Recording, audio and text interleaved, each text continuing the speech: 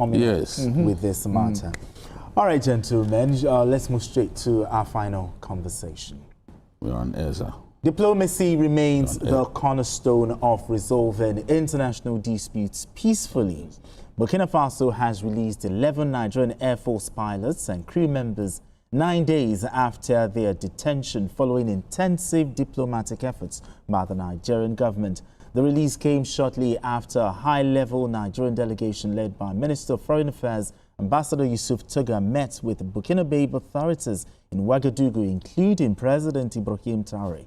The team included senior officials from the Ministry of Foreign Affairs, Ministry of Defense and the Nigerian Air Force headquarters, tasked with resolving the situation peacefully through dialogue. Speaking after the meeting, the minister said Nigeria and Burkina Faso shared long-standing ties and common security concerns, noting that the engagement was aimed at reinforcing mutual understanding and neighborly relations. He acknowledged procedural irregularities in the authorization process for the aircraft entry into Burkina Faso's airspace, expressing Nigeria's regret over the incident while emphasizing Abuja's respect for Burkina Faso's sovereignty and international aviation protocols. Tuga commended President Traoré and his government for their spirit of fraternity and the treatment accorded to the occupants of the aircraft during their stay in Burkina Faso. Okay, Asuko, the high-level Nigerian delegation, how were they able to manage to secure the release of the 11 military personnel? I mean, after 9 days, in detention. Good enough that Nigeria did not go to the line of what so many people were already thinking. And we actually use soft power. There's this diplomatic balance, soft power. You don't need to go there, guns blazing. Yeah, exactly. Go there, negotiate, talk to them, and because we didn't actually go there to do what they were thinking with the plane actually went there for.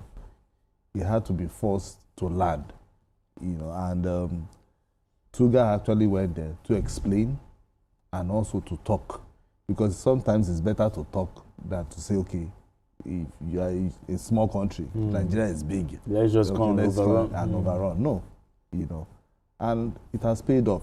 Yes, it might have taken 1 week, for this to have, gone on, because I know so many people they were actually thinking, what is happening? How is this going to be resolved? And looking at how Burkina Faso left, the bloc, the ECOWAS bloc, and then forming their own Sahel bloc, people were thinking that it's going to, be another war. But I think brotherhood, prevail. Thinking also prevail, because whether we like it or we don't, we are Africans. And we are brothers. West Africa, we are still West Africa, in the same West Africa sub-region. So there's always a way for us to talk things out and address this. And I think this also is good that we actually went that way to talk. And I want to commend the minister who went there to, to sit with Toure, to be able to sort this thing once and for all. I heard I think they should be on their way, because I know as of yesterday, he met with the officers, the naval officers. He was allowed to see them, and he saw them after meeting with the head of state before seeing them, and then I think he's also on his way back, or if he's not back already. So this is a good and a cheering news. And Nigeria will continue to be diplomatic in terms of how to deal with its brothers. You understand? Yes, whatever happened in Benin, we had to save the situation. Because if we didn't do that, we would have gotten out of hand. They said they violated the airspace.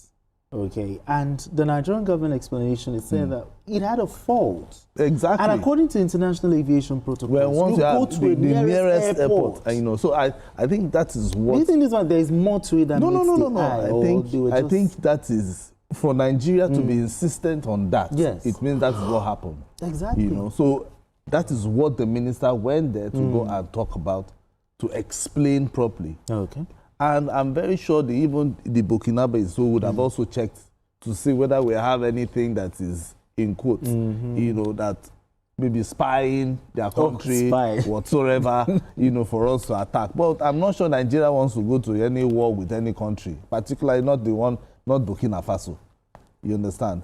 So, but good enough that this matter has been put to bed. Yes, good enough that it's been sorted. I mean, BK, one would be forced to ask, why did it take 9 days for this matter to be resolved, despite the emergency being declared? Well, I think we didn't handle the situation the right way. Oh, really? Yes.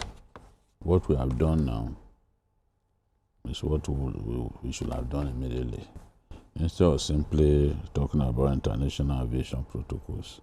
And from the apology that the minister made, it is clear that we dropped the ball, you know, in a way. Even if you are going to make emergency landing, you have to communicate with them. As far as they are concerned, what has happened is unlawful entry. That is what they kept talking about. If you want to use somebody's airspace, you have to communicate.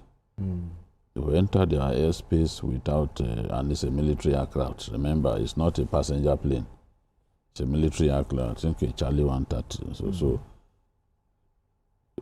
once it's a military aircraft, naturally everybody will be on tenterhooks. What are these people? What are they up to? What have they come to do in our country? And we are not on good terms with them. These were people who used to be in ECOWAS, and then they left to form their own alliance of Sahel states. So we are not on good terms with them. Remember, we even issued threats that we are going to attack Niger Republic. So that naturally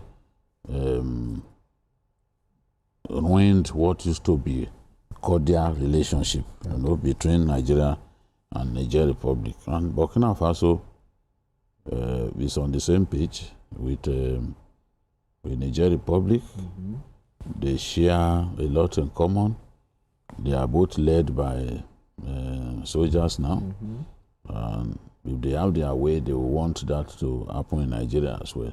Nobody should deceive himself that so these countries won't be making moves to get other West African countries to be ruled by the military.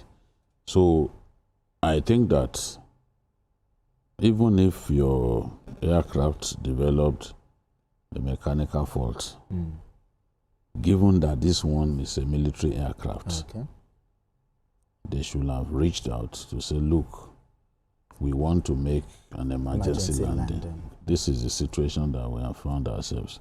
The aircraft, as I learned, was going to Portugal, you know, and then we developed that fault. But I'm not convinced that we got the right word across to the host country. Otherwise, this wouldn't have happened. And given that it's a military aircraft, we shouldn't be surprised that they decided to behave in this way. So I believe that the fact that we didn't do the right thing is what prompted them to adopt this hardline posture. Now, their hardline posture has now prompted a strong delegation from Nigeria to go and have that conversation with them. And the minister is happy to report that the whole matter has been sorted out. So we are looking forward to the arrival, the return of our soldiers. I don't know what will happen since it was a mechanical fault. Yes. They may not even be able to return in the same aircraft. Remember, they were taking it somewhere. I'm sure they were taken to somewhere, maybe to do the usual checks and all that. Usually when you leave all of these aircrafts, now they do their MRO outside Nigeria, and they have to fly it back. Usually they fly the aircraft back empty. Empty, yes. You know, but at least you have to be sure that the tests have been conducted and it is fit to fly. So with the mechanical fault, they have to address that mechanical fault so that you do not put the lives of the crew in danger.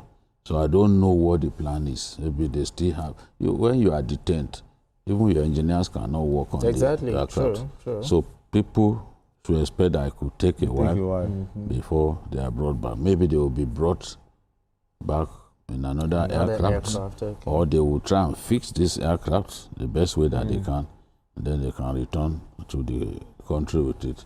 So go on a long journey as far as Portugal may be difficult given the state of the aircraft. So, but we expect to see our crew back home sooner than later, since the issue has been resolved diplomatically. All right, talking about diplomatically, do you think diplomatic assurance has sort of been exchanged between Nigeria and Burkina Faso to prevent similar events in future?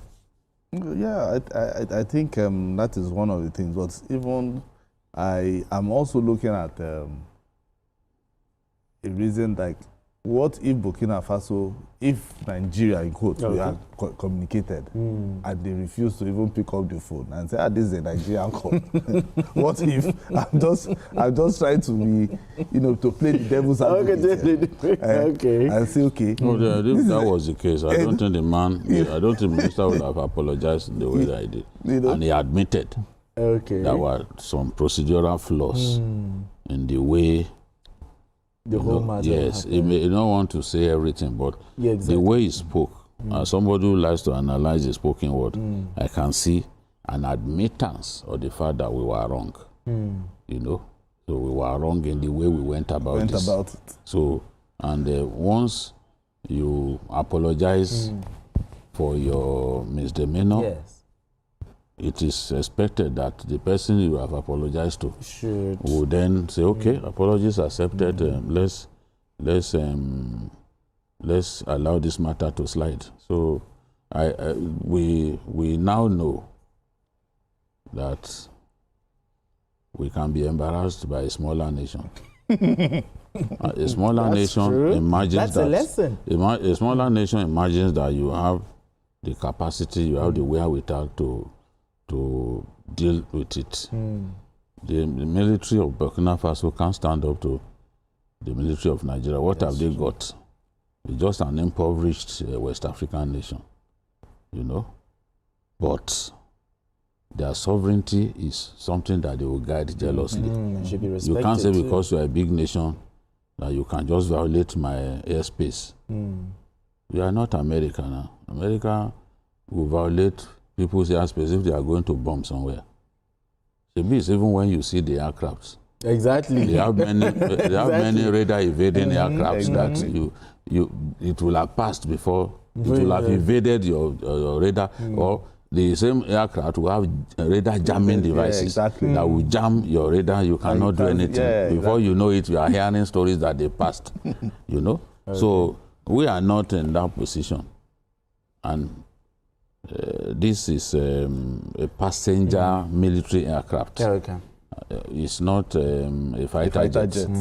But at the same time, they don't know where you are going. Absolutely. A military plane is a military plane.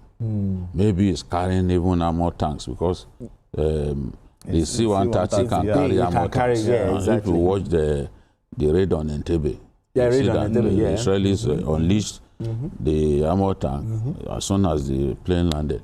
So it's a lesson to us. Let's treat even small African countries with respect, and they too will respect us. Exactly. All right, gentlemen, it's a fine place for us to leave it. Asukwa James, thank you so much for doing this with us. Thank you so much. you. Bikio, as always, thank you so much for doing this with us. And that's it on Journalist Hangout today. Join us tomorrow for another episode of the program. You can watch the repeat broadcast of this episode tonight at 11. Join us on Sunday from 1:30 to 3:30 p.m. for Journalist Hangout on Sunday. We are on YouTube at youtube.com/TVC News Nigeria. I am Benga.